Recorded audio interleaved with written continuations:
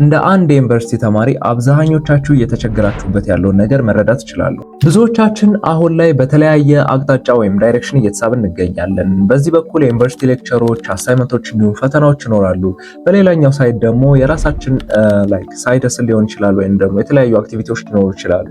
በተጨማሪም ሶሻል ላይፋችን፣ ፋሚሊ ጋር ያሉን ጉዳዮች እንዲሁም የራሳችን ፐርሰናል ኬዞችም ይኖሩናል። እናም ይህን ሁሉ ነገር ባላንስ አድርጎ መስራት ኢምፖሲብል ሊሆንባችሁ ይችላል።